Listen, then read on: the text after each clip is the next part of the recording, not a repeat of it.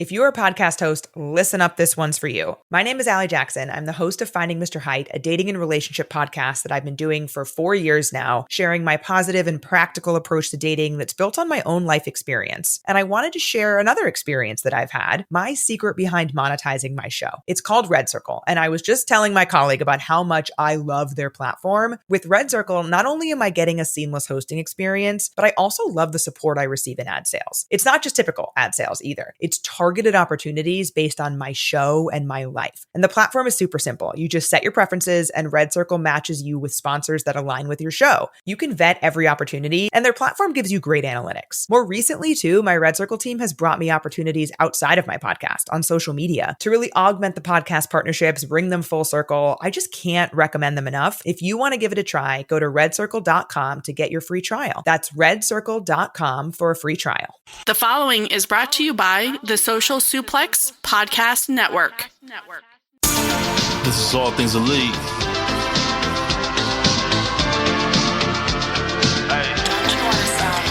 Welcome back to All Things Elite. Load up the pod, man, it's on when we speak.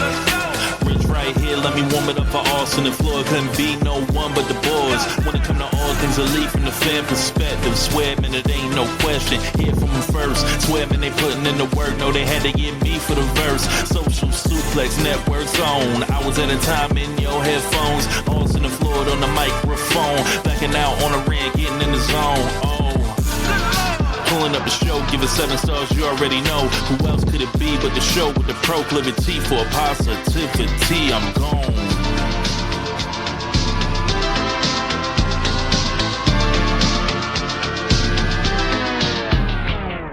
Hello, everybody. Welcome to the 288th episode of Social Suplex's podcast about AEW with a proclivity for positivity. Welcome to All Things Elite. My name is Austin Sumwitz. I am the host of this lovely show. Joining with me, as always, is my good buddy and friend, Mr. Floyd Johnson Jr. Big man, how you doing? Dude, I am doing well. We are on the countdown to the end of summer, which some people might say, oh, the beginning of fall, but I fucking hate summer, so fuck summer. I'm kind of referring to it as the end of summer. We're on the countdown to TS12, dog. What are you talking about, countdowns? That's the only countdown that's going on right now. TS12. Taylor Swift's 12th album. Oh, dude. Okay. I like who she roots for Tiffany in football. would be losing her mind if you didn't know what that meant. I know TB12 because I'm, a 44-year-old man. I'm not supposed to know about Taylor Swift. I'm not. If I did, I can't believe Tiffany wasn't blowing up your phone about that. She did, and I was like, cool. And I would just give like one-word answers, and she realized, I'm like, I'm not your audience for this. Yes, I fucking love rom-coms, and I'll talk about certain girly things with you. And I use the term girly as in traditionally for girls over the generations. There's no such thing as girl and boy stuff. I get it. I'm not. Yes. But, again, traditional love and stuff. Hey, you want to talk about the newest rom-com to come out, dude? I'm going to talk to you about the writer, director, or whatever. Taylor Swift ain't me. They ain't my audience. That is just, I'm not her audience. She's not like, I'm going for the 44-year-old black man. That's not what she's going for when she writes her music. She doesn't have me in her heart. So I have no problem with that. It's like I'm not her target audience. But we do like the same football team, which is great. Yeah. And she dates probably one of my favorite Chiefs of all time. That's great too. But literally, if she can't throw a ball, I don't really give a fuck. You know what I mean? It's like, yeah, you ain't scoring a touchdown or making a tackle. I don't really care. So yeah, I like Taylor Swift's radio bops. They're great. Whatever, but no, I'm not gonna be doing the countdown to TS12. I did not turn on my get online and at 12:12 on whatever day it is to see what she was gonna announce. I am happy for her. I'm happy for all her success, but yeah, it's out of my lane, and I'm a big stay in my lane person. Fair enough. So you didn't watch the podcast then? You didn't watch New no, Heights. I've literally only seen clips of that show. Let me tell you about me if you haven't heard. I don't like podcasts by performers and professionals and stuff. I want me and you talking. You want fan podcasts. Rich and James talking. I want those type of stuff. Like, the only time I listen to, like, what's with professional podcasts is I listen to one about Florida State called the Nolecast. That's it. And that's because I don't live in Florida, so it's kind of hard to get news about specifically Florida State. So I listen to them for it. I don't have that problem with Kansas City because you cannot do a show about sports without the Chiefs coming up at some point. It's not a problem I have with the Chiefs. But Florida State trying to get the start who the backup defensive tackle is, you know, that's going to be getting run. Yeah, you kind of got to be on the podcast for that. But right. I don't really like. I'm not a big fan. I'm like I've listened to 2 episodes of What Do You Want to Talk About with Cody. Yeah, like, that's it. And I was just like, I listened to him, and I was just like, it's like. I mean, but besides the KO podcast, I don't think there's much really to tune in for. Yeah, and that's why I'm like, I just kind of chill on that kind of stuff because this is another thing though. I also like fan podcasts because when I listen to a fan podcast, I know that information I can choose to share with my friends. Every other professional podcast is aggregated and broke down and on your timeline all day. I didn't have to listen to Taylor Swift on the show. I know everything she said. Mm-hmm. I have no interest, but I know everything she says because it's been tweeted, retweeted, Facebook, Instagram. Around, yeah, it's on Reels. It's on whatever different time. It's there. I can't avoid it. Like, oh, I wonder what Persephone the wrestler's up to. Before you get there, trust me, dude. Jared, I got all the Jared Goff responses because of the podcast too, because she brought him up. Yes, and I found out she didn't know anything about football. Not a goddamn thing. Her being from Tennessee, I just assumed she knew everything about football. Yeah. Only thing she knew is from her dad and the Eagles, and that's it. And yeah, fuck the Eagles. Just throw that out there. Throw that out there. She's on the right side now. She's on the right team now. One Kelsey. And that's another reason, you know, there's the other Kelsey, you know, the other one. And he played for the enemy. He roots for the enemy. He did. Yeah. Yes, he did. I'm like, nah, city of brotherly love. Nah. My ass. No. The brotherly shove. No. But no, let me tell you, the one thing I did, I saw a couple of screenshots. Those 2 people are either the greatest actors ever or they are genuinely in love. Because he lights up when she talks, Travis Kelce. When you like the clips and stuff, when she's talking about her love, he just like has this big beaming ass smile on his face. And she does too, and it's just like, that's cool. I love love. So that was pretty awesome to the clips I've seen. I know. I'm an Ed Sheeran fan. I'm legally obliged to be Swiftie adjacent. Yes, there it is. The Ed Heads. Is that what y'all? Yes, Ed Head or Cheerio. Cheerio is the one I think is funnier. Ed Heads or Cheerios are adjacent to Swifties, and I was just like. Yes.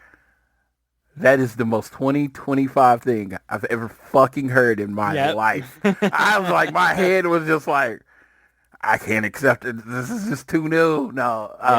Like, I love Eminem, and he calls his fans stans. And I was like, yeah, I thought I was a stan. I thought I was. I am not.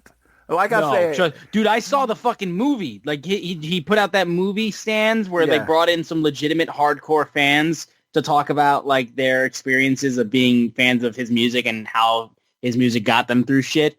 Like, I'm a big Eminem fan. These people are on another goddamn level. There's a dude from fucking like some part of Europe or something that like when he arrived in Detroit to like visit Detroit and like kind of see the spots and all that kind of stuff, he cried. I was like, okay, he's on another level than me. Like, full on. Like, I know all the words to Rap God. I know all the words to all that shit, and I'm ride or die, all that kind of shit. These people are on another fucking planet than me.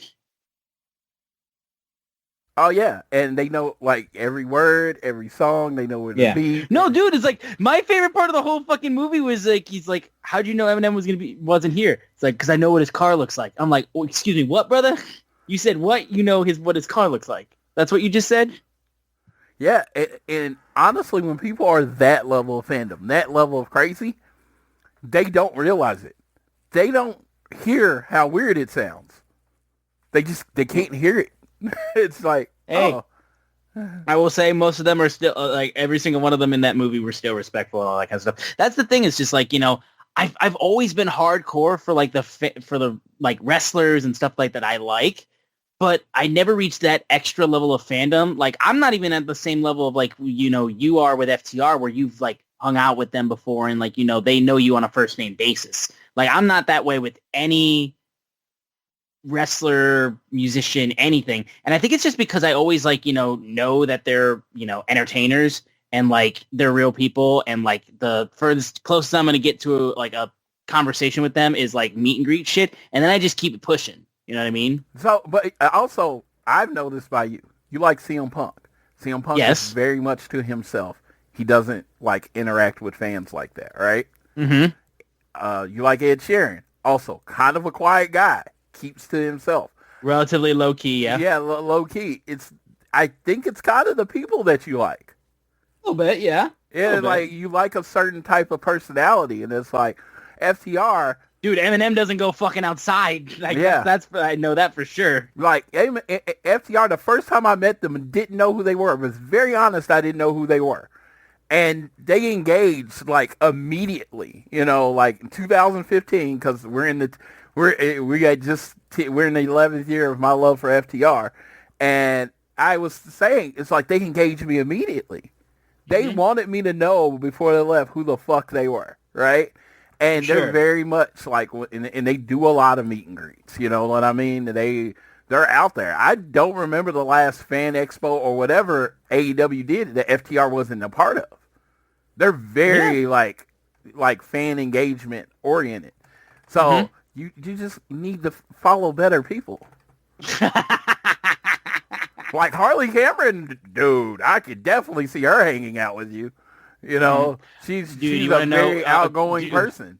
Do I say what I just did today, actually? Do I actually say that?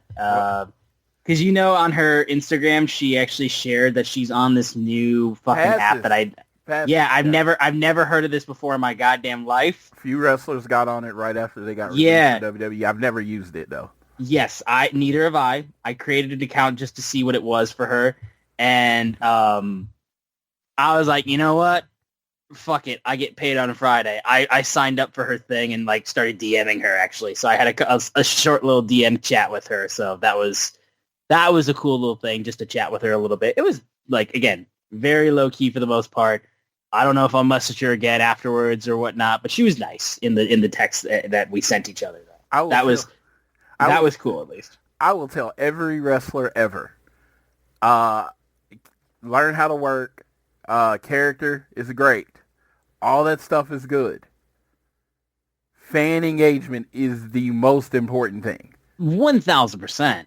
Because I will tell you, there are some truly trash wrestlers out there that people are like ride or die hardcore for because they did a meet and greet with them one time and they were super nice to them. Dude. No, I mean, but genuinely though, like I joke about it, but like that's how the Young Bucks got so big. Their meet and greets were like iconic, and you'd have like lines leading out of the building for how much people wanted to meet him. Nick doing the signature shit and everything like that, where he'd sign stuff and stare at them and everything like that. They knew how to fucking like make the connection with their audience and make it with their fan base. Like that's a legitimate like skill, especially in pro wrestling. I feel like. Well, and I think with the Young Bucks, they grew up fans. They gave people the experience they wanted as fans. Mm-hmm. And that's what I'm like. I have been around, at this point in time, I'm clearly over 1,000 meet and greets, right? Yes. I can tell you, there are hey, this is a job people.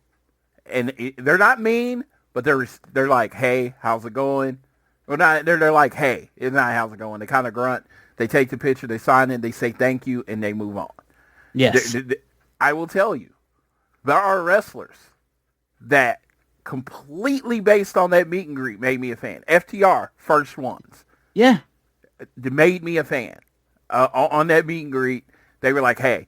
So the next year, I went to that same section. It was the NXT on the Saturday night during the Hall of Fame. That's where pretty much, I wouldn't say the lowest of the low, but the people you don't know yet are taking up that spot. The next year was Tino Sabatelli, right? Now, I was really interested in meeting him because he played for the Chiefs at some point. He was in the NFL, and I was like, cool. The experiences couldn't have been more different. Like, FTR was engaging. They wanted you to know who they are. Tino Sabatelli was like, Like, he could care if I was there or not. Right. And, like, I'm not saying he was mean. He was not. I want to make that clear in my statement. He was not. He was just very much, I'm here because I've been told to. I'm signing your thing because I've been told because you paid for it and everything. Yeah. So it was just like, it was just a very business transaction. Which is fine. That is 70% of my wrestling transactions are that. But the Thunder Rosas, you know who Thunder Rosa was. She engaged. She was on. She was entertaining. Willow. Yes. And if you'll notice this, these are the people that engage are the people that I have multiple photo ops and meetings with. Oh, yeah, because you'll go back for that, yeah. Yeah. I have been so upset about Moxley because when I met him, Tiffany was there. He just grunted. I was like, man, I'm glad you came over. Man, enjoyed your match, blah, blah, blah. I do say a lot. Let me tell you, I can't overwhelm some people because I've been thinking that whole time in line about what I'm saying, and then it just comes out like diarrhea of the mouth. Yep, it's just word vomit. Yeah, so they have no idea what I fucking just said. And he just kind of, And you know what? I haven't paid to meet him since because... No, dude, you want the one that blew me away? I just got it because I was just like, she's here. Why not? Rosa Mendez. Like I could not believe how sweet she was. Like, I was literally like, I was not even considering meeting you, but like, I think I was there to meet Gail Kim, and she was there, and I just started talking with Rosa Mendez, and like, sweetest fucking person ever. Like, I was like, holy shit, can I please get a picture with you now? Because like, I just enjoy talking with you. Like, the Iconics were incredibly sweet. Like those like, you're 1,000% right. Those are the ones that like stick with you 1,000%. Yeah, for me it was Melina. Like, Melina for a while was the nicest woman, the person. Everybody was like, what was your best meet and greet? I was like, Melina. She just talked to us like we were just like fucking normal people. We sat there for 20 minutes, chatted, got a picture, blah, blah, blah. It was great. And it was just like, and like I said, I could talk about this all day long. I know this is not what people are listening to the show for. But thank God we at least transitioned it back to wrestling outside of the Taylor Swift opening that we had. Yeah, and Takeshita, it's very nice. He doesn't even speak English all the way, but very nice. He tries. He told me he was going to go undefeated in the G1 with me. He did not, but he is in the playoffs, so that's great. I just like, I've had some amazing experiences with him. I had an amazing experience with CM Punk. Like the first time I met CM Punk, I was like, dude, you know, I've been waiting years to meet you. You don't do a lot of these, and I'm glad I met you. I was in Oklahoma City the night you won the title. And he's like, really? And he's like engaged, and it was like, in that moment was everything I wanted that interaction to be. And I was terrified. I was terrified the first time I met him, and he was like, nah, man, he pulled me in, everything like that. And he was like, there was only one time where I knew he was like not in it, and it was at C2E2, and I could tell the motherfucker was tired as shit. So I knew, okay, today, don't blow his ear off, basically. Yeah. It's like, so, you know, and I remember my friend didn't get the second time. I had paid to meet Punk again. And the second time, my friend had never met Punk, and he'd always wanted to meet Punk. He went, you know, like you, he went straight edge and did all that stuff to get away from it. So he, you know, inspired by Punk, so I just gave him my ticket. And then I didn't think that was going to be the last time I got to meet Punk, but it ended up being that way. You know what? There you go. It ended up being that way. But you know, I don't talk too positively about CM Punk lately, but I can't. I'm never going to lie about my experience with him. It was always pretty fucking dope. Hey, man, personal experiences are personal experiences. You know what? That at the end of the day, I'm always going to say, like, if there's wrestlers that I don't like and stuff like that, that are, like, cool to other people, fuck yeah. Yeah. And why would I be mad at a wrestler that I don't like having a cool experience with a fan? You know what I mean? Yeah. Like, why would I get mad about that? That doesn't make any sense. And I do got to give a shout out to my girl Tiffany. I know she don't really listen. She doesn't listen to the show, but I do want to say this: the best meet and greet in professional wrestling is the best wrestler in the most popular wrestler in the world right now, the current WWE champion Cody Rhodes. I mean, It just is. It just is. There are no two experiences are the same. I've met him like 16 or 17. I've done 16 or 17 meet and greets with him, and it's always different. And once you've done a many meet and greets, it becomes a different experience. I always describe the one where he I'm gonna use this wrestling term because I don't know another way to use it because I've gotten so far into the wrestling thing that I've stopped remembering real words. But it was Dallas. It was the last time, I believe, meet and greet in AEW, or the last meet and greet I did with him in AEW. Everybody's coming around. They stay on the other side of the table because it's kind of COVID restrictions. It's kind of not. And they kind of take their picture, and, and he takes the picture, and, you go about your business. And everything's cool. He gets up to me, and I'm 3 from the front. And I've told the story on the show, and he's like, "Hey, Floyd." My wife looks at me. "Oh, he does it." Like, this is like one of her first shows with me. "He does know you." I was like, because I've said, I'm like, yeah, he knows my name or whatever. And then we get up there, and again, he's been very professional, saying hi to everybody and all the stuff because it's COVID. You weren't supposed to, be grabbing on people at that time. Yep. Because this is the end of the COVID restrictions or whatever. He comes around the table, gives me the biggest fucking hug ever. "My boy, Floyd. Oh, let's get us all in the picture." And then takes a picture. And literally, I can tell you, my wife's my wife. She loves me. She loves me. We got married or whatever, of course.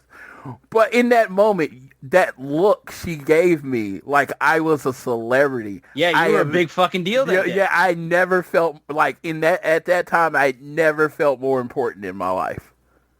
Mm-hmm. So I go into the seats and see everybody, but Cody put me over to my wife then, and I was like, I will never forget that experience, that meet and greet experience with him. Yeah, because of that.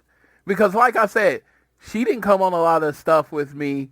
She doesn't. She's like a parent. She packs my lunch. Go get him, kiddo. And so this was like her first time coming with me, and it was like, yeah, oh yeah, you are kind of, people know you here, and I'm like, yeah, because I never make it like I'm a big deal, but because I'm not. I don't think of myself as that. I don't think anyone else does. I am just a person that goes to a lot of shows. And in that time, I talk to anybody. So, of course, because I'll talk to anybody, a lot of people are familiar with me. But, it's just that. So, but I had told her stuff, and she's like, "You make it seem like, because I always say when I go to AEW, like, oh, we're going to see my company, my show, because, we're day one people. So we do feel a part of it. And it was just like, yeah, in that moment, she was like, "Yes, everything, you have never embellished anything you've ever said to me." Because it was that moment, I never even thought that she thought I was embellishing, but in that moment and how she reacted after that, yeah. And it's even cooler because ever since then, when AEW's in the area or whatever, and she can go, she wants to go because of that experience. Oh, yeah, for sure. Like, again, if people don't think those things are important for wrestling engagement for their fans and everything like that, no, those are hugely important. I will just say everything, just to kind of put a bow on everything. Yeah. Yes, everything that you might not have. You might not be super athletic. You might not have. And I have that fucking Rock Johnson level of charisma. But if you can engage with your fans, you get one Tiffany, you're good for 20 years. Mm-hmm. I'm like, not even joking. Sometimes she was the only one in line, and those are the people you want on your side. Yeah, no, absolutely. We'll put a bow on that now, obviously, just to get into everything with AEW this week. We're going to go over Dynamite that just wrapped up in Cincinnati, and we got a lot to get into with this show. Real quick, make sure you guys download this show on YouTube Music, Apple Podcasts.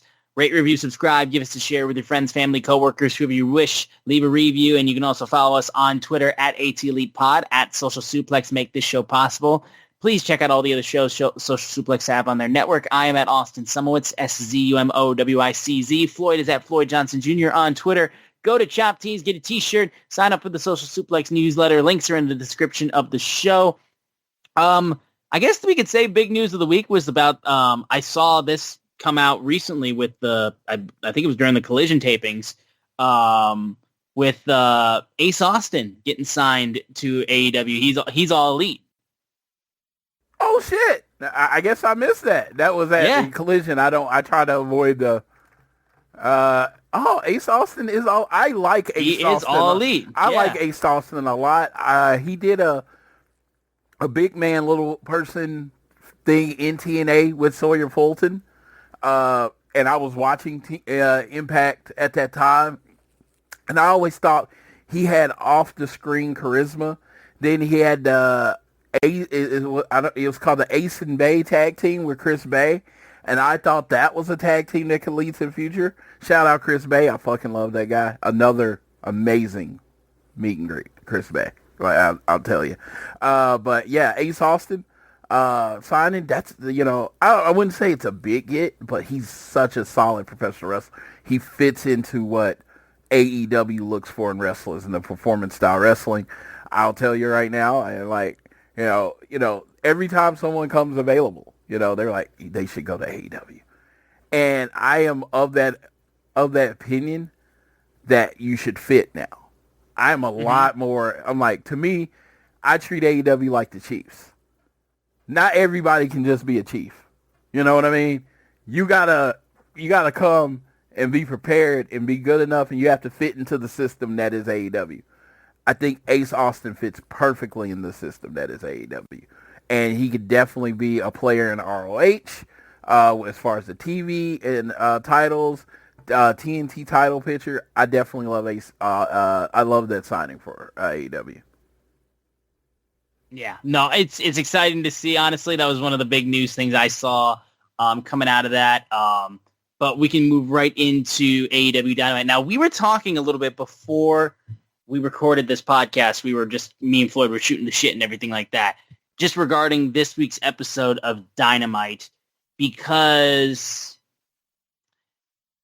we kind of felt like a little bit like a, like feeling once the show wrapped up and everything like that. As many big moments that happened on the show. And big match announcements and everything, yeah. That none of them felt big. They just kind of felt like another day at the office. Right. Like, yeah. And the heels are really stupid in the company right now. And I'll break it down to you because I'm a fan of heels. But I'm also a fan of movies, TV, just general storytelling. Right. And if you're talking about a general storytelling, good guy versus bad guy, and I'm going to use Hangman and MJF started off the show, right? So I'm going to use this as an example. Right now in AEW, Hangman is Superman. MJF is Lex Luthor. And this is so topical because the Superman movie came out within the last month or so. If you watch Superman, right, Lex Luthor is one step ahead of him the whole movie. And then in the third act, Superman becomes Superman and takes over Lex Luthor. The third act, the end of the story, is Superman winning. So Superman never got ahead on Lex Luthor the whole movie. He had these tiny little victories that he thought were victories, but they were all still in the plans of Lex Luthor, right? Well, I say this.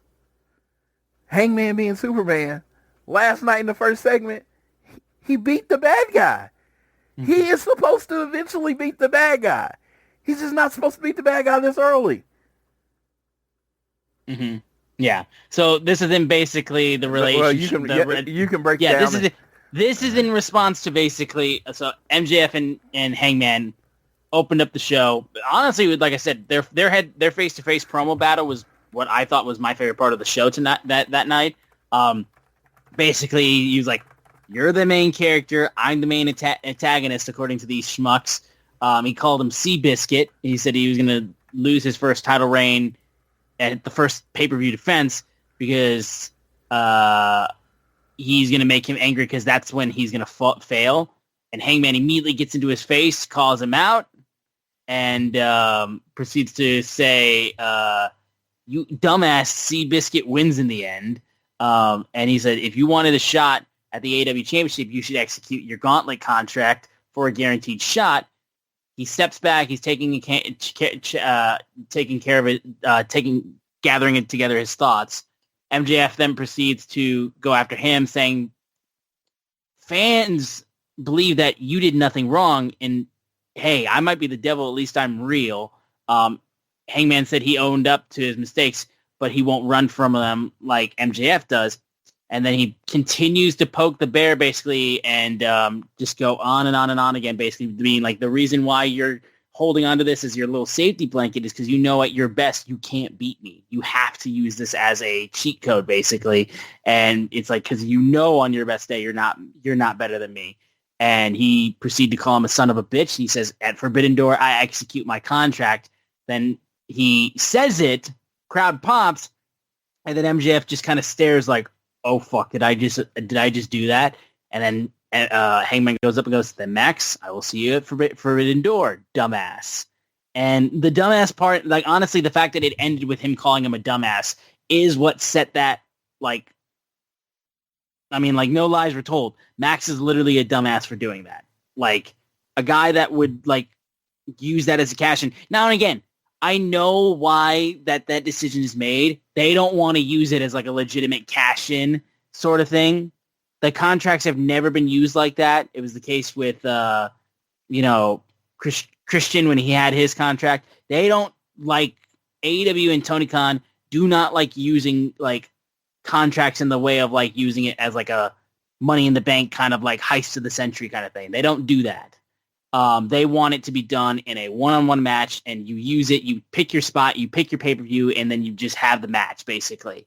That's fine, but with a character like Max, who would specifically not use it, you have to use some convoluted way to get him to not use it the way that it would be used properly by a character of his type or a heel. So you make him look stupid in the process. Like, that's the catch-22 with that sort of situation. Max is the smartest guy in the room. That's his superpower. He's not the most athletic. He's not this. He's the smartest guy in the room. And you just made him an idiot. Mm-hmm. That bothered me. Even though I thought the thing was well executed. I want to make sure that's clear. Everything was well executed about this. This was hot. They were saying the right things. But MJF, I guess he almost came off more like Superman because his kryptonite is that when he gets angry, he does stupid shit. But I don't know. It just felt like this whole thing wasn't heelish. It was like, I know he's insecure. I know he's all that stuff. But it's the bravado. That's what MJF is. He's the bravado. Right. Even though I'm insecure, this is the thing. So, this is how I see it. And we'll do it, we'll have a proper preview show. Unless MJF beats Hangman, he's almost an unredemptive idiot at this point. Yeah. He's got to beat Hangman. And I'm just like, I didn't think that was in the cards. Like, no. If you ask, no, hell no. He's not beating Hangman, but you kind of wrote him into that corner. A little bit. Like, again, it's like, I know that's why they don't use that contract in the sense of, like, how it would be used in, like, say, a Money in the Bank situation. But then, like, I don't know, then why'd you have it be a contract? You know what I mean? Like, that you would cash in. Yeah, why didn't you just say... Just have him be the number one contender. You get a title shot. You get a title shot at Forbidden Door. Why not just announce it that way? Because guess what ended up happening? He got a title shot at Forbidden Door. Both of them. Both of the winners are cashing in at Forbidden Door. Yeah. So why not just say this is for the number one contender spot and the title shot at Forbidden Door? Because making it the cash in, making it the suitcase thing confuses people that are used to WWE style. And it just, like I said, it makes MJF look really stupid.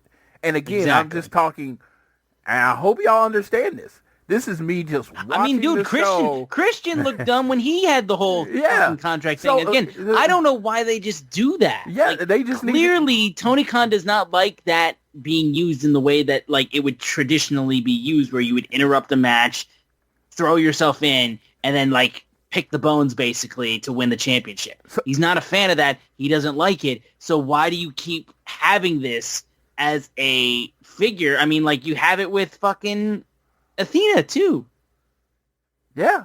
I'm going to choose when I'm going to cash it in. You didn't choose. You let Hangman choose, you fucking idiot. Yes, exactly. So, like I said, unless MJF wins, I'm confused. 1,000%. Which, I don't know if you take the title. I don't think you take the title off Farmer Steve at this point. At the first pay-per-view defense? That'd be insane, considering the build towards it. Yeah. It would make me happy. But if you're looking at if you're looking at those TV numbers, they seem to be higher right now with Hangman on top. Mm-hmm. Do you want to give that up? Yeah. No, I don't know why you would do that right now, especially after how like I know Danielson lost the title pretty quickly after All In, but like this is a completely different beast. You know what I mean? Yes. So, but either way, we have Jon Moxley facing off against Kevin Knight. And real quick afterwards, outside the arena, the Death Riders were there basically sending a message to Darby and saying, whatever you think is happening at Forbidden Door isn't happening, was the thing that Moxley says. Match itself was good. Kevin Knight had a really good match as well. And basically had a bite. Like, there was a point where, like, his forearm got bit or whatever the hell it was. Like, I mean, like, that shit was, like, yeah, what was the spot? I'm trying to remember exactly. It was, like, it threw me off big time when it happened. But I know, like, Moxley loved using, like, the manipulating of his joints, basically, and then scratching his back, which I still think is hysterical that, like, the back scratch is one of his, like, signature moves for Moxley. But basically... there's a point where Shafir and Yuta basically are getting up there. They give a little bit of a distraction for Mox to get his knees up as he came down, and then there was a deep bulldog choke that allowed Moxley to get the victory. And then after the match, Speedball tries to come and help, but he gets subdued. But then Darby comes out, and he's got a skate bag and a body bag, and he proceeds to help them recover so they even the odds. Yuta gets hit with a skateboard and then gets put in the body bag again. He was going to hit a coffin drop, but then that was Claudio got yanked out and freed Yuta. Grabs Darby, chucks him over onto the body bag, and then they put Darby inside of it, and Claudio drops him while he's inside the body bag, pull him out of it, and then they have a chair put over his head, and that's when Will Ospreay comes back. Gets on a microphone, been like, okay, you guys try to snap my neck, I'm going to snap yours. And that's when Ospreay said, you don't want to answer Darby Allin's challenge? Better idea. You get your friends, I'll get mine, meet me in London in a lights-out steel cage. So just like that, we have a massive match announcement for Forbidden Door. It is a lights-out steel cage trios match, where it's going to be fucking no, Darby out. No, not a trios match. Oh, not a trio. Sorry. It's 5-on-5. Oh, it's 5 on. Oh, yeah. Sorry, I mixed that up. Yeah, because the Young Bucks are in the fucking thing. I saw it as the Death Riders, basically. So, yeah, it's Death Riders. So, Claudio, Gabe Kidd, and Yuta, and Moxley. I mean, yeah, so Claudio, Gabe Kidd, Moxley, and the Young Bucks versus Darby, Ospreay, Kenny Omega, fucking Kota Ibushi, and Hiroshi Tanahashi. Jesus Christ. Like, it's basically blood and guts, but not blood and guts. You know what I mean? It's kind of funny, because Ospreay's last match in New Japan was a team steel cage match. And that was one of his last matches in New Japan. So the fact that we're doing this New Japan crossover show and that's the match he's coming back to is amazing. Now, all right, this is a gripe, and I had this before the show started. Mm-hmm. So the graphic came up later in the show. Yeah. And then you just see casually on the graphic Kenny Omega and Kota Ibushi, the Golden Lovers, one of the most popular tag teams to this fan base ever. Just randomly in the background, yeah. Just thrown in there.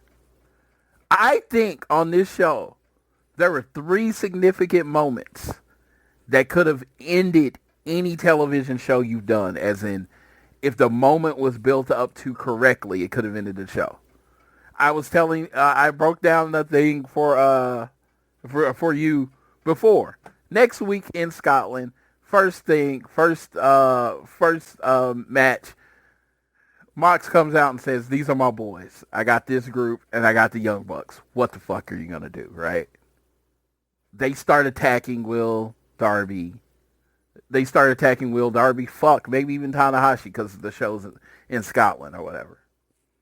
And then all of a sudden, Kenny Omega and the Golden Lovers music hit. And then they come out. In Scotland, with the UK crowd, how big of a pop and moment is that? It would be huge. Instead, we just get them thrown on a graphic. Like, all the times that they've done the black spots and the mystery opponents, and it's been come off like a wet fart. You actually could have put 2 black spots up there, and it'd been Kota Ibushi and Kenny Omega, and everybody, including me, would have been fucking nuts. Mm-hmm. It felt like, again, I'm not taking away from Bendor. It's going to be a fucking amazing show. Don't get me wrong. Yeah, you posted basically like, man, I should maybe look up flights for London. Yes. Yes. Don't get me wrong. So I want that part clear to get to the part where it's like the one thing that the other company may do better than AEW in this case, as a person that watches both regularly, I'm not talking out of my ass here, is build to moments like this. They're like John Cena. They're just never going to throw John Cena up on a graphic. John Cena will be here. You know, he's going to come out, get the pop, then he's going to announce it, get another pop out of it. And it's just like, it felt like that moment, the Kota Ibushi and Kenny Omega thing, should have been about 150 times bigger than it was presented. Yeah. To the point, Kota Ibushi didn't even know he was in the match. He posted on Twitter, oh, I'm in this match, cool. It was a decision. The fact that this got dropped out on us. Yeah. The fact that got dropped in on us, though. Yes. Again. Blew me away. To the point where literally I was like, yeah, they just showed it on the graphic. I forgot because they weren't on the fucking show. I double took because I was like, oh, they can't just throw Kenny Omega and Kota Ibushi up there, right? Yeah. That's why I literally was like that's why I said trios at first, because I was like, oh yeah, Death Riders versus Darby, Tanahashi, and fucking Ospreay. Yeah. But then I was like, oh no, they fucking pulled a fast one on us with them throwing Golden Lovers and Young Bucks in there. Yeah, so I wanted to say that, but to steal a line from Rich, to paraphrase, because I don't think it's the exact line, fuck it, we balling out. Yeah, for real though. I mean, you just gave us an amazing fucking match. Now, I am going to give the little intricacy that, you know, it could have been a bigger announcement when you're talking about the fucking Golden Lovers, and potentially Golden Lovers versus the Young Bucks, you know, that may be down the road again. Because you remember how amazing that first match was. Let's run it fucking back. And this is like, oh, this is a lights out match, so this is going to happen after the main event. They're going to flick the lights, and then these motherfuckers are going to fight, and they're going to bleed. You got the ace of the universe, Hiroshi Tanahashi. You got John Moxley. You got all these names. You got Cade Kidd apparently making his return again. This Gabe Kidd's in there. It just on the screen. Gabe Kidd who got in. Well, dude, they literally announced too for tonight for the Dynamite episode too that like, oh, by the way, Samoa Joe's cleared. He's back. Yeah. It's just like, yeah, I don't know. It's like the result of everything we got is great. It's amazing. I'm looking forward to it. I want you to hear me. How it was executed, I think, was poor. Am I allowed to say that? And yeah, I think you're allowed to say that. Am I still allowed to say that and be an AEW diehard fan? Like, absolutely, and my stand card get taken away? No. No. I'm going to say this didn't seem executed all that well. Yeah, beautiful. No, beautiful. I'm glad we got it, dude. Money. Amazon, Triller, all the different ways you can order. For real, yes. Take my motherfucking money, Tony Khan. Let me just put the money directly in your pocket, sir. It's not that. It's just like these feel like these could have been bigger moments. No, absolutely. I agree. It's big that the matches got made, but it felt like they just kind of just, threw it out there and you were just kind of like, oh, what? I mean, thank you, but like, huh? What the fuck's happening? And maybe that's the reaction they're going for, but I don't know. It just feels like you could give a big moment, especially for the crowd in attendance. You know what I mean?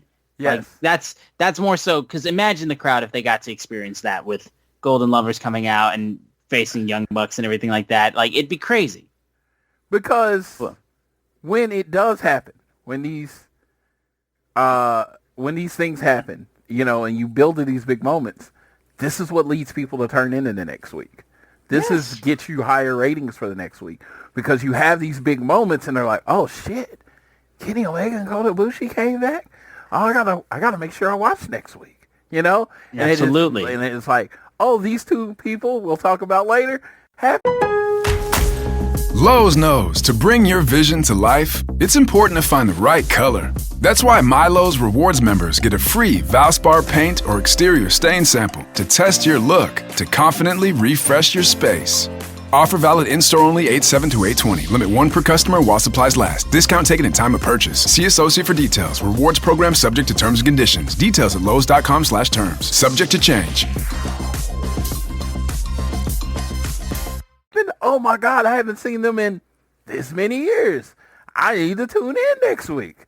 And it's just like when you don't build to the moment, you don't build to this clippable moment that you can post on social media and get 1 million views, then it kind of gets lost in this translation. I'm talking like just like a person watching the show, really looking forward to the episode because the fucking card was loaded. Yes. But it was just like the execution of it. And I don't want to, I feel like we went almost too negative, so we can move on. No. We can move on, yeah. Yeah, we can move on at this point, but y'all get my drift.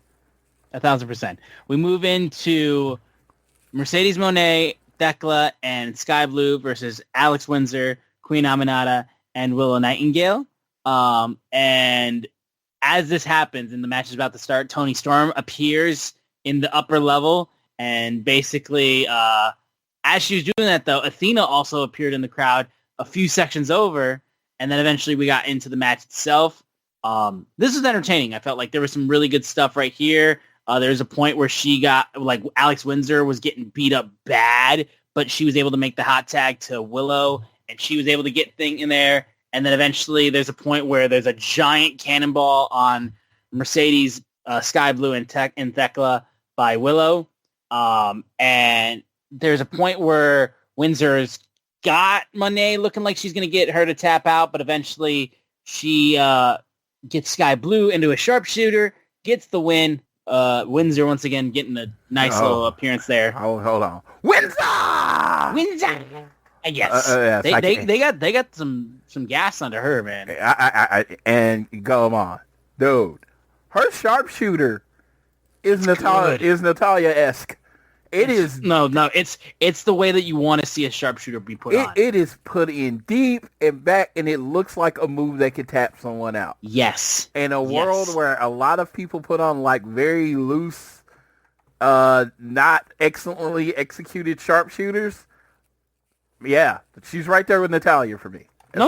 And when I mean, I say Natalia, wrong. Natty Neidhart. I'm talking about the one that's at Bloodsport that really like puts it in. Yeah, that's that level. And yeah, I you know what? I was not familiar with Alex Windsor. I'd seen her wrestle, but I honestly can say I wasn't familiar with her game. Let me apologize for the thoughts that I had about her getting signed. I never said it on the show, but I'm apologizing for even thinking it in my free time. That chick can go. Oh yeah. For real. Yeah. After they were celebrating, Toni Storm and Athena are brawling in the balcony and fighting through the arena. Then the heels started fighting down, and Mercedes started berating Alex Windsor, and then Storm and Athena are fighting towards the ring at one point, and then eventually she gets the upper hand, and Windsor helps her turns things around on Monet, so the babyfaces stand tall, to which Tony then says, I hope you're wearing something underneath your kilts, because we're going to bareback you all over Glasgow. Hell fucking yeah. Storm and Windsor are dancing, and then they confirm for next week's Dynamite, Toni Storm, Windsor and Alex Windsor will be facing Mercedes Moné and Athena in tag team action, which should be very fun to watch. Really enjoyed this. Honestly, it's a toss-up between this and the match, the final match of the night. Not the final match of the night, but the other multi-man match that those are the toss-ups between the best matches of the night, I feel like. That includes your favorite tag team in the world? Listen, dog, I'm aware. Rancho Cucamonga, stand up, baby. I've never once discredited the wrestling style. I've never once done that. Well, it almost feels like when I talk about Hangman. Yeah, no, exactly. I've never said the man can't wrestle. That's just stupid. He can wrestle. I will say though, I feel like you're running out of things to do for their entrances to be bad, because obviously they have the whole promo, the pyro thing that went off for their entrances, and then there's like no music, there's no screen things, there's nothing, and then they just kind of walk out to I will just say no this. music. RJ City still works for that company, correct? Yeah, yes. They have not ran out of things to do. Okay, fair enough. Yeah. Fair enough. Because when I thought the timeless thing had kind of ran its course, he kept coming up with shit to do. So I was like, hey, about 6 months into Timeless Tony, I was like, man, I don't think they got anything else they can do with old-timey wrestling.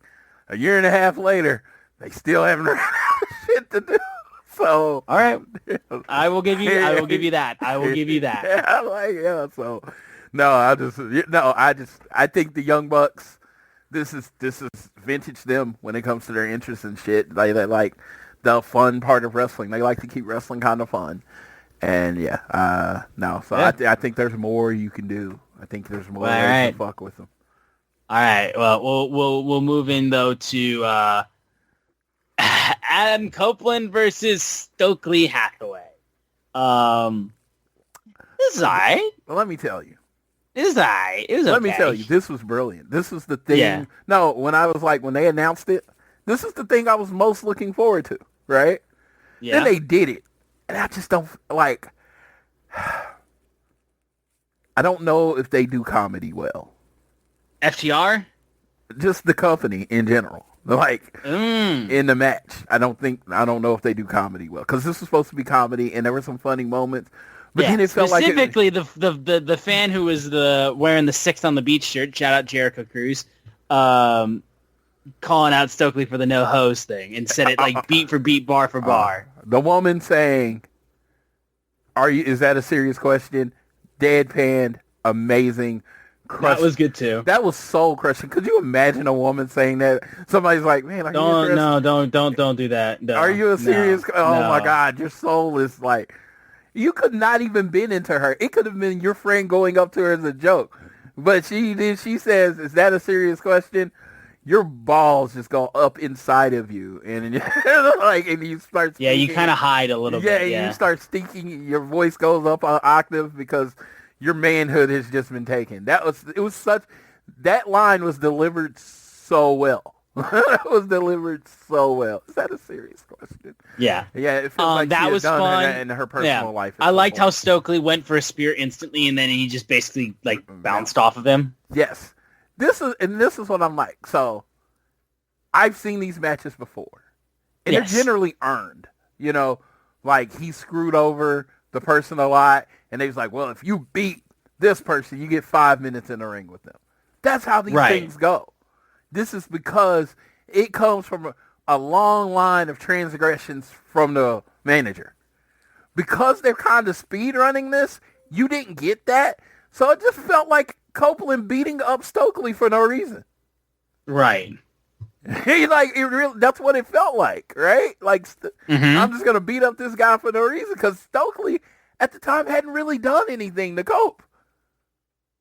But he was trying to get at FTR, and it's like, okay. And this is completely in the kayfabe. You're Stokely. You're scared of Cope. He's about to beat you up. Why not just go to the corner, tap on the sand, and I tap out? Just in the match. Mm-hmm. I mean, this is inside of wrestling. He's a heel. Heels are supposed to think smarter than the good guys. He goes tap it, I tap. It's over. And then, of course, the referee doesn't listen, says, no, I'm not taking it or whatever, and screw him over that way.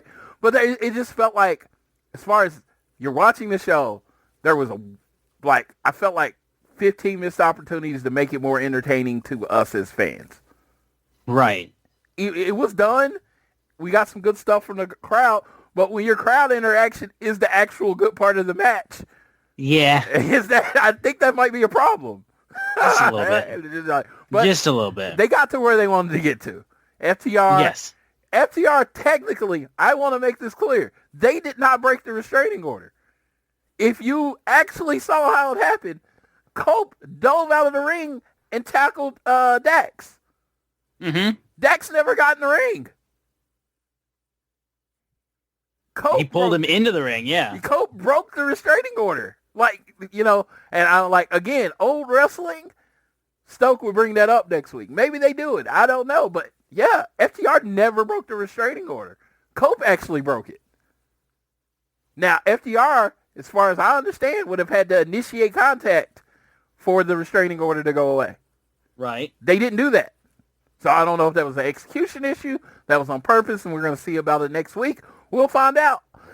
But yeah, it was a little weird. So, it was a little weird. And then they were going to drop Cope on their head. And shout out to my boy Cash. Got to shout him out. The music hits. And he's like, come on, let's pile drive him anyway. Yes! Yes! Exactly. I hate when people wait. I hate it. Get after it. Yeah. The whole time his music hit, he walking down slow. You could have piled over that dude like 3 times by then.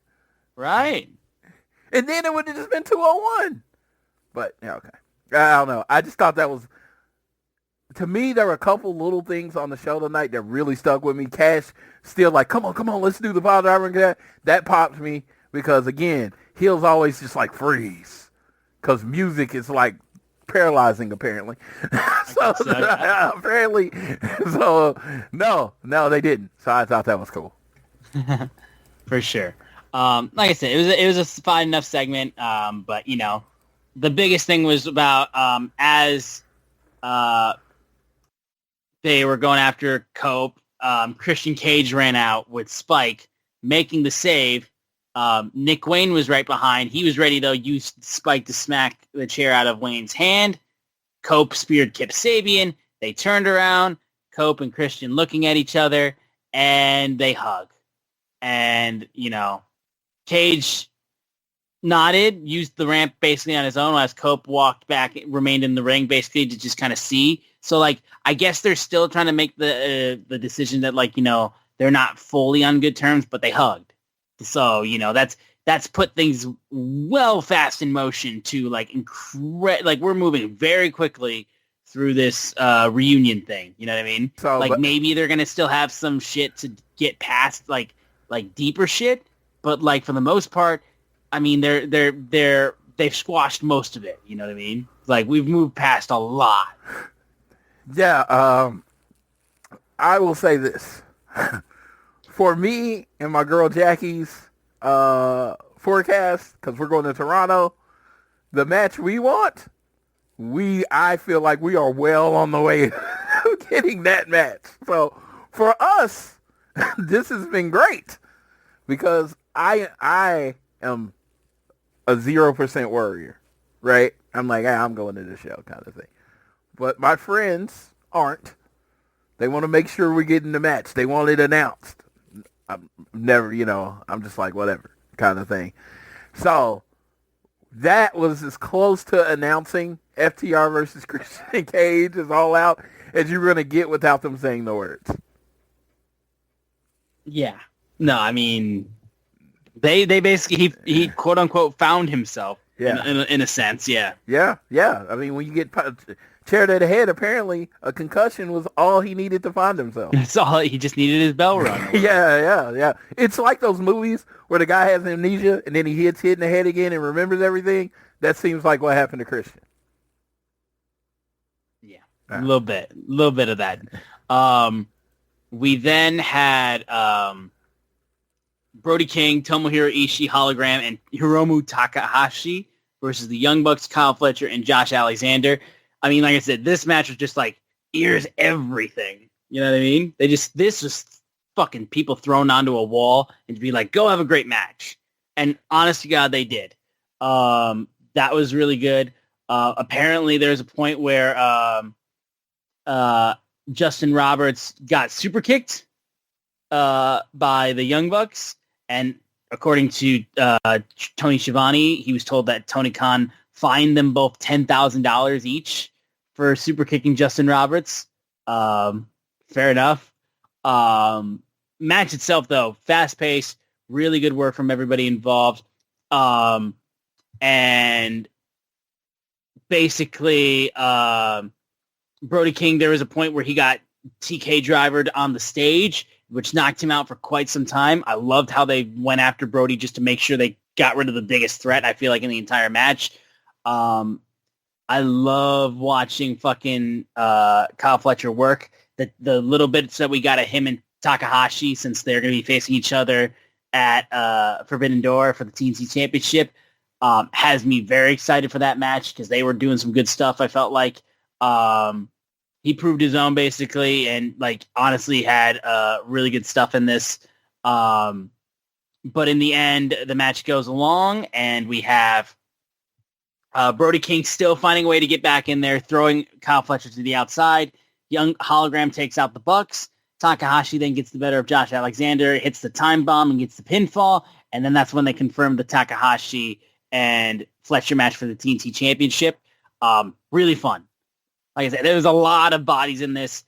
A lot of just here are all these names, and they're going to fight each other. And, it was a very entertaining match in itself. And again, setting up the Takahashi and Fletcher match, very excited for that. Okay, so I was very excited about Hiromu. I got a consensus of disappointment that Daryl did not make it.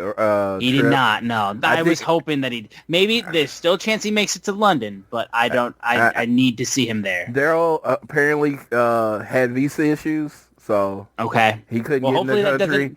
Well, I get it for the States. Hopefully, that's not the case with London. The UK, a little. The people running London are a little less, crazy than the people that are running our country. Don't give them too much credit. I said a little less. I didn't say a lot.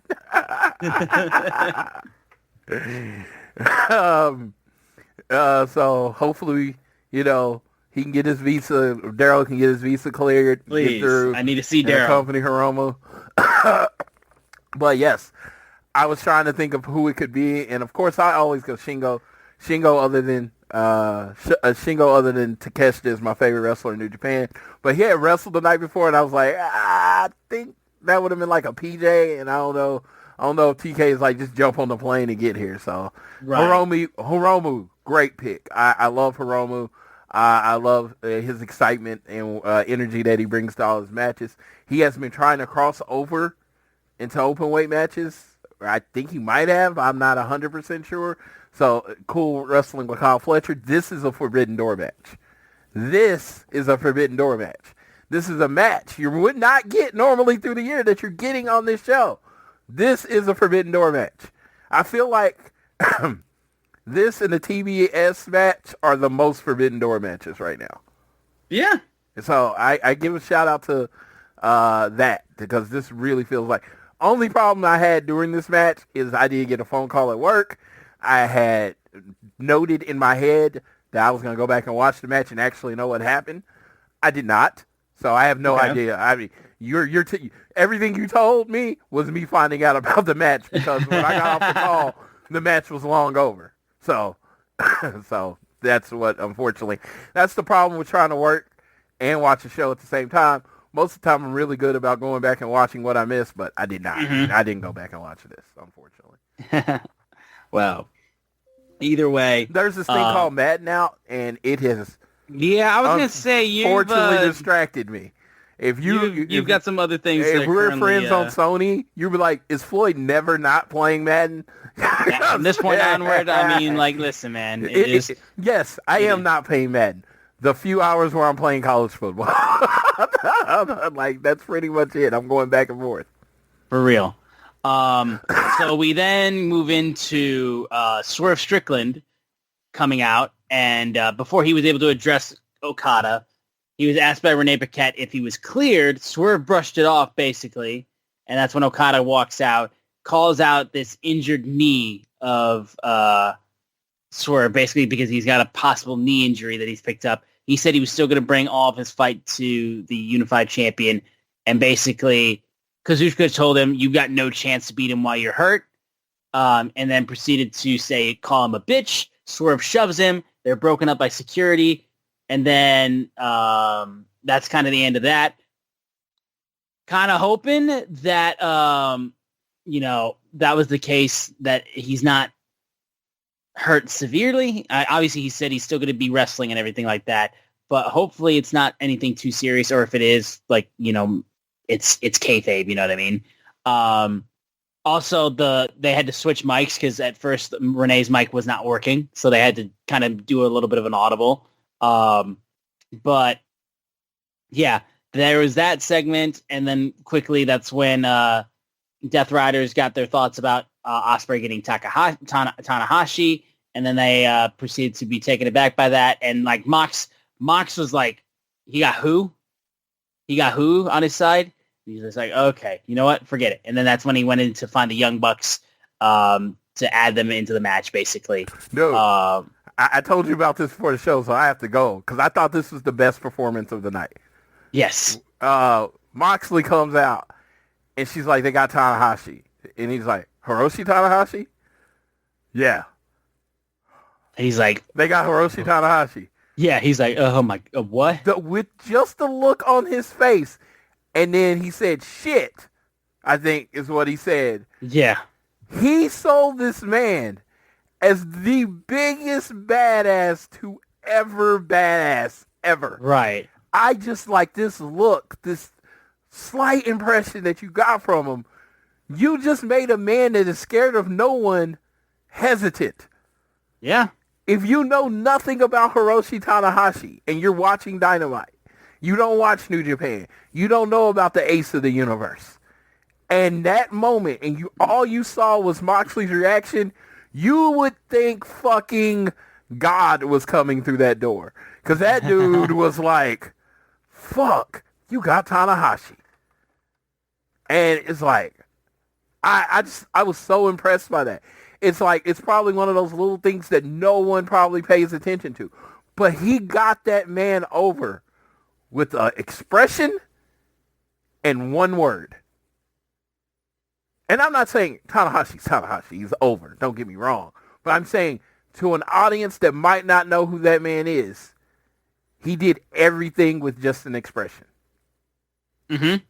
And I just was like, I was really impressed by that, if you could not tell by my enthusiasm. Yeah, no, it was honestly a really cool thing that he sold it like that. It made it feel that much bigger. And then leading into the main event, Tony Schiavone then immediately goes on commentator and brings up 2 matches made for Forbidden Door. Says Cope and Christian will be teaming up to face Nick Wayne, the Ring of Honor television champion, and Kip Sabian of the Matriarchy. And then they confirm the matches for the Lights Out Steel Cage match. Jon Moxley, Claudio, Gabe Kidd, Young Bucks versus Ospreay, Darby, Tanahashi, Kenny Omega, and Kota Ibushi. So they do that right before the main event. Yeah. And I will say this about Christian and Cope. I'm glad they're not just going to go into a match eventually with FTR. Like, this is their first time tagging in 20 years. If from the Nick Wayne and Kip Sabian match, of course, I think it's going to be great because you got 3 great performers and 1 good performer. You can decide which one is which. I would like to see some rust. I would like to see some hesitation because they literally haven't tagged up in forever. And with Cope being such a deep thinker about wrestling, I expect nothing less. Yeah. No, absolutely. We go into the main event match, the Ops versus LFI. So it's basically Samoa Joe teaming up with Shibata and Powerhouse Hobbs, and they go up against Rush, Beast Mortos, and Dralistico. And yeah, I mean, it was a match. It was just kind of business as usual. Felt like, honestly, kind of quick. Now, obviously, Joe may still be kind of hurt, so that's why they kind of did it a little quickly. But, having this be the final match of the show really threw off, I felt like, the entire show. You know what I mean? Like, this just feels like after we just had the crazy multi-man match beforehand, and then the Ops just kind of take care of business against LFI. Like, it just felt like this was the main event, and we were just like, what? And then we went right back into the backstage segment with Hangman getting his thoughts about MJF and then getting jumped by MJF in the parking lot. And that was how the show ended. And I was just like, man, that's a really weird way for this show to end. Like, a really fucking way. I just ended up watching the show, and I'm just, like, sitting there, and I'm just like, yeah, I truly think this is just my armchair, I've never done this in my life, opinion. Stoke and Cope should have main evented. And the show goes off with Christian and Cope finally hugging in the middle of the ring. And then maybe you still, shoot back after they're hugging in this emotional moment to MJF beating up the Hangman. Yeah. I just thought it was incredibly awkward. I kept thinking the trios team was going to come jump them because they just hung around. They were just like walking around the audience, handshaking and all this stuff. And I was just like, this seems weird. It seems like something's about to happen, and nothing really happened to them. I thought something was going to happen to them. So let me put it that way. Make sure that is more clear. For sure. No, I was like, man, you know what I mean? Like, we just kind of like blew through that. You know what I'm saying? Like, yeah, I was just and they were kind of building up La Faction Ignoble, like going after the trios titles, and it was just kind of a match. I wouldn't say it was a squash match. It was somewhat competitive, but they just kind of just lost. No, exactly. So maybe they're building up. Maybe they're going to bring in a New Japan trio to fight the Ops for Forbidden Door. Yeah, maybe, I don't know. Maybe. But yeah, that was just kind of the way the show ended, and I guess that's how we're closing things out. But I was just like, it felt a weird way to close the show, and it kind of left me sitting there being like, man, I really wish we would have actually, done a little bit more there. But, again, the show wasn't bad, but it felt weird.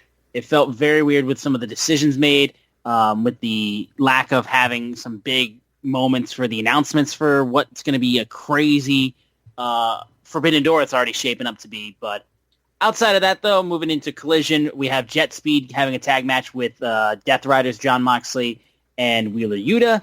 We're also going to have a $100,000 four-way Collision match between Julia Hart, Chris Statlander, Penelope Ford, and Anna Jay, with Anna being there. I'm really, really hoping that Harley shows up at some point. Really, really hoping for that. And then we have another four-way match. It's a technical spectacle is what they're calling it. Hechicero, the Ring of Honor Pure Champion Lee Moriarty, Daniel Garcia, and Nigel McGuinness, with the winner getting a title shot against Zack Sabre Jr. at Forbidden Door.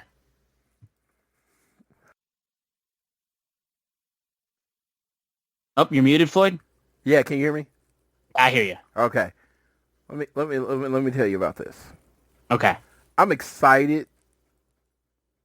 Like, I know what the end result is going to be. I feel that it's going to be Nigel versus ZSJ.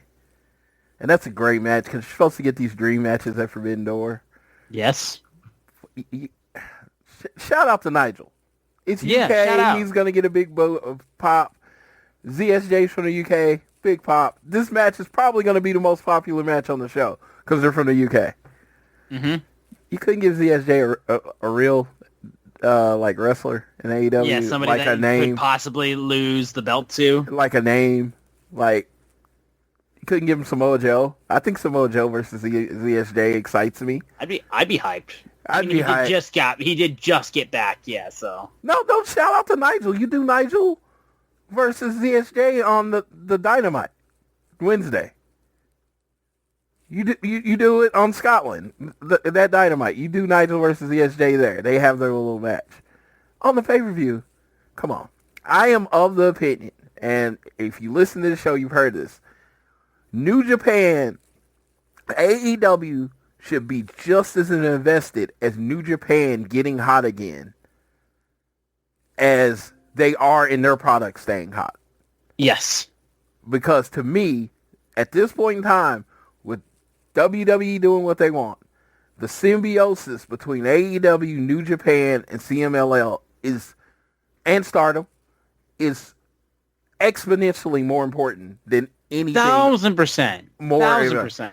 So if you could do something to make New Japan people look stronger, you should do it.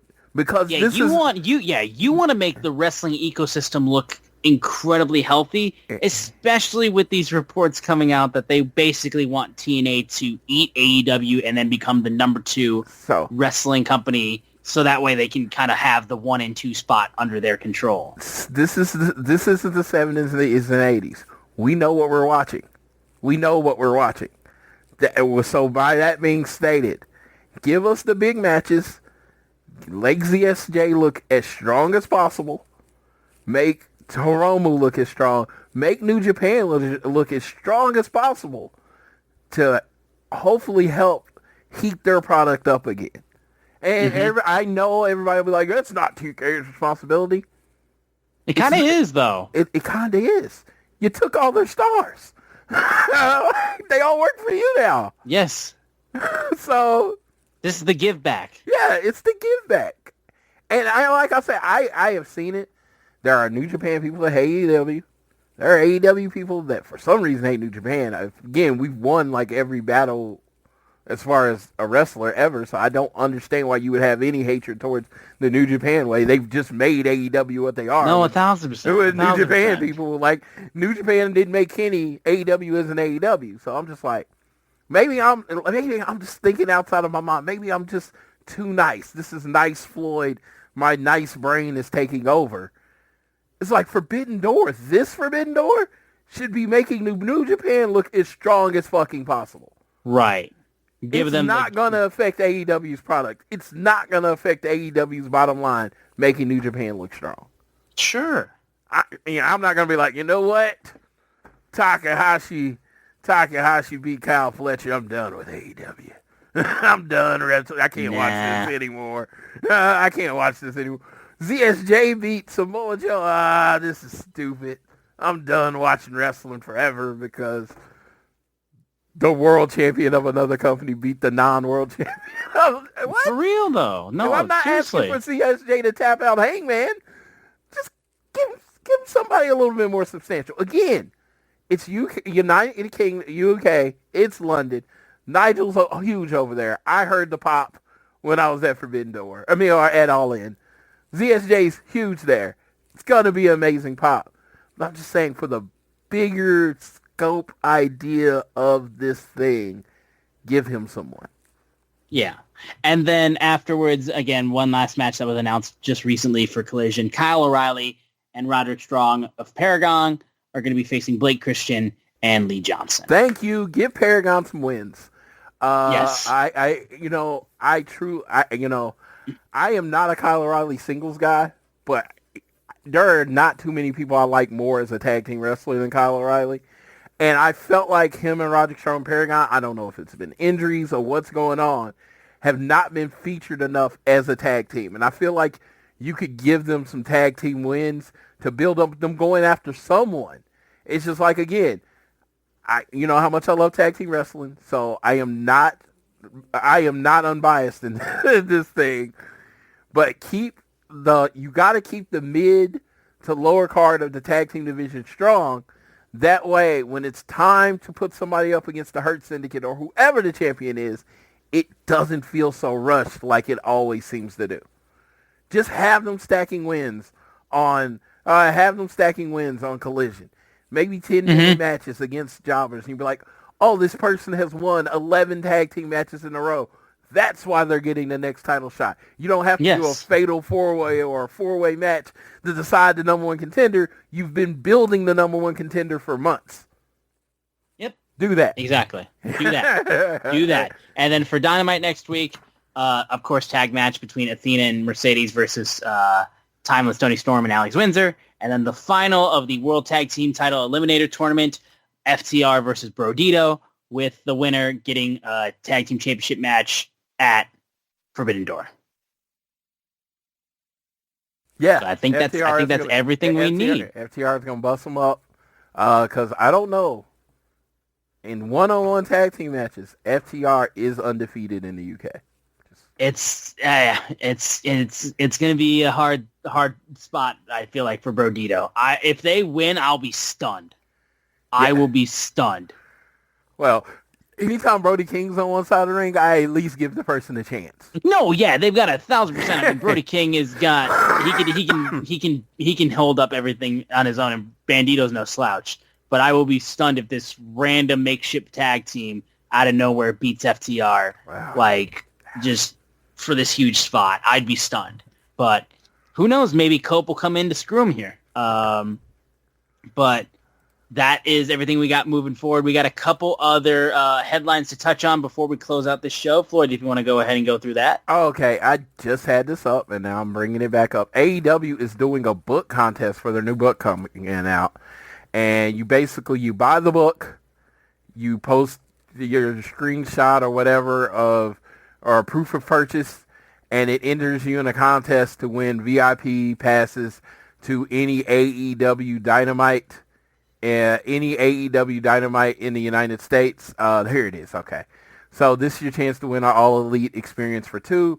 Pre-order a copy of This Book is All Elite, which of course I'll be doing, and submit your proof of purchase at this website. The link's in the chat. I just shared it on my page. And what you'll win is VIP package for 2, priority entry in seating, VIP reception and souvenirs, tickets to a Dynamite or Collision taping of choice in the U.S., ringside photos, photo ops with AEW stars. It's just what you get with a VIP show. And they're generally VIPs within the first few rows, so I'm guessing the seat's going to be pretty kick-ass.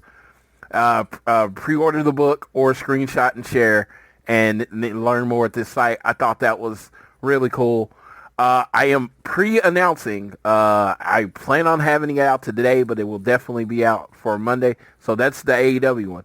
We at All Things Elite are doing a Forbidden Door contest. And the contest is this. So I had ordered the Swerve Jazzwares figure because I didn't think I was going to be able to get the San Diego Comic-Con figure, right? They're basically the same figure. So I got the San Diego Comic-Con figure off eBay, so now I have the Jazzwares. And as much as I love Swerve, I don't need two of basically the same gear figure, right? So that's one. Then at All In, I bought two of the 1 of 3,000 Shop AEW exclusive Okadas. Which is weird, because it hit me. Who's Okada wrestling at Forbidden Door? Who is Okada going to wrestle? Swerve Strickland.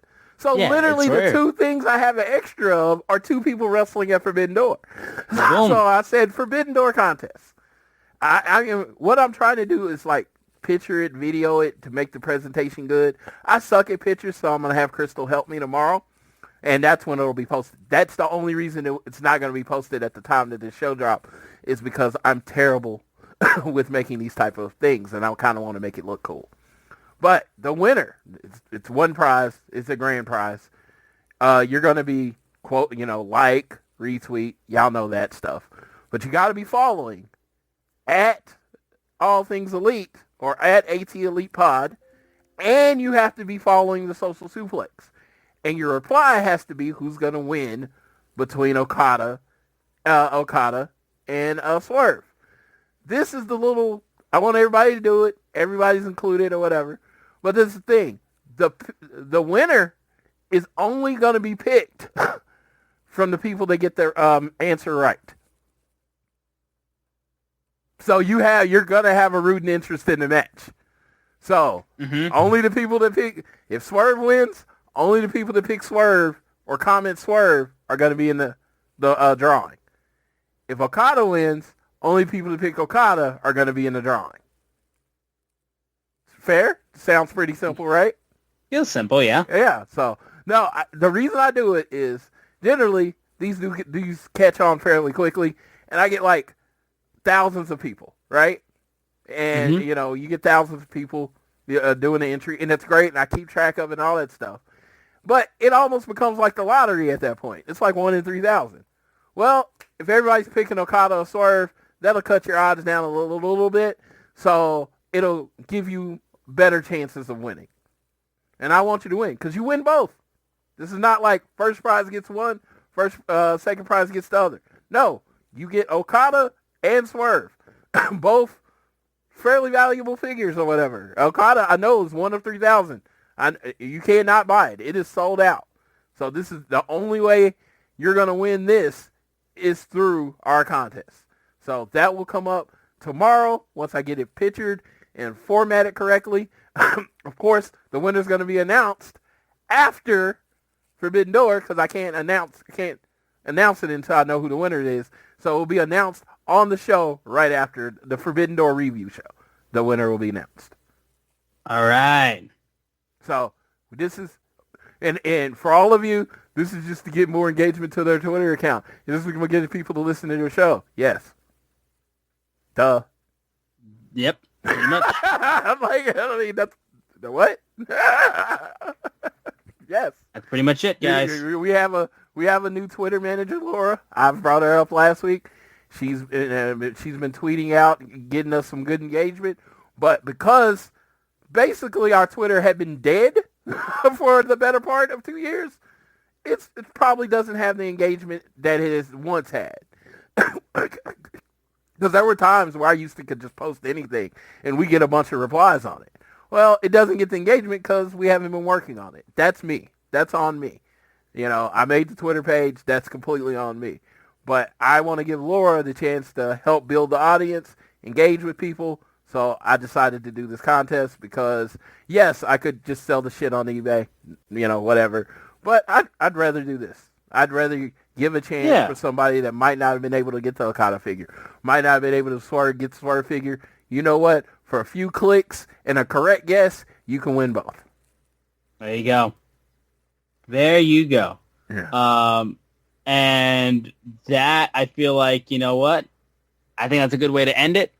Definitely, guys, make sure you put yourself into that giveaway. You do not want to miss that. You do not want to miss out on that, man. You should 1,000% get involved in that because I think it'll be awesome to see somebody be able to enjoy that Yeah, and it's like I'm gonna, hit up all the social suplex shows. Do it. Tell them, to talk about it, hopefully, and I just want to get as much people out there and following all things Elite, and because this show for us is a labor of love. We don't make money or anything else. We don't do a Patreon or anything like that. It is not, and I'm not saying anything against anyone else. I'm glad that they do it because there's work that goes in there that I don't want to put in. 100%. I work 70 hours a week. Austin works like a dog, especially during the football season. We don't have the bandwidth to do anything like Patreon or stuff like that. So when we can do stuff like this, like I said, this was dumb luck. This was kind of shit just fell in the right place. So I'm doing this contest. I did not buy this stuff to do it. It just fell out, and I was like, you know what? Let me do this thing. Boom. There you go. Guys, that's going to close it out, though, for this episode of All Things Elite. Be sure to download the show on YouTube Music, Apple Podcasts, Spotify, wherever you listen to us on. Rate, review, subscribe, share us around with your friends, family, coworkers, whoever you wish. Leave a review as well. And then be sure to follow us on Twitter at ATElitePod, at Social Suplex. Follow those guys and make sure you check out all the other podcasts they have on their network. I am at Austin Szumowicz, SZUMOWICZ. Floyd is at Floyd Johnson Jr. on Twitter. Go to Chop Tees, get a T-shirt. Sign up for the Social Suplex newsletter. Links are in the description of the show. And sign up for the contest. You guys want to be a part of this. It's a cool thing we're doing. And you got to be able to follow us on socials to be able to figure that out and be able to be a part of it. So take part of all that. We appreciate you guys. We love y'all. I'll pass it off to Floyd so he can take us home on this episode of All Things Elite. As soon as I press stop on this recording, I'm going to be listening to One Nation Radio. So make sure you are downloading One Nation Radio. Listen to Rich and James. Just wanted to throw that out there because that's literally, I just downloaded it so I can listen to it after this show's over. Thank you all for listening. Share, like, and do the contest. I really, the thing with me is, if you like getting free stuff, you like doing giveaways, the reason I quit doing them is we quit getting engagement. So if you want this stuff to continue, engage, like, tell your friends to like, retweet. The more engagement we do, the more stuff. Because I have a closet full of shit that I can give away that probably people would like. But I don't because, like I said, juice got to be worth the squeeze. So I thank you for everyone for listening. I will remind you just to be nice to everybody. School's starting around the country. My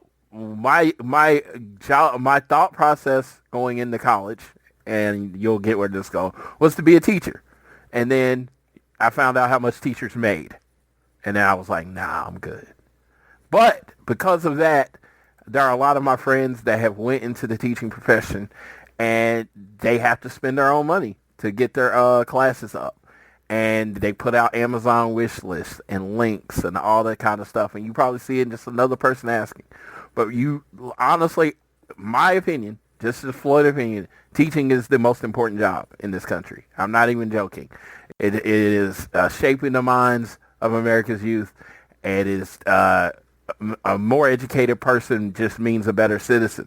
So I say that to say that when you see those Amazon links, when you see people asking for stuff, do what you can. I know not everyone has the extra to do anything. I completely understand that.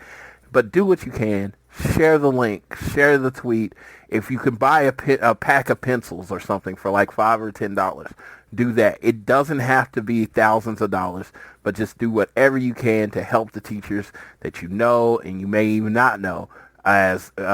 Because again, they have to do a lot by themselves and they don't make a lot. So shout out to my girl Jackie Guerrero. She started in school. Shout out to my boy Josh Mead. He started his class. They're both teaching for the first time, and they're on my hearts every day because teaching is truly a labor of love. You're not in it for the money. So with that, I will leave you how I always leave you. Whether it is home, work, or school, always do your best to be elite.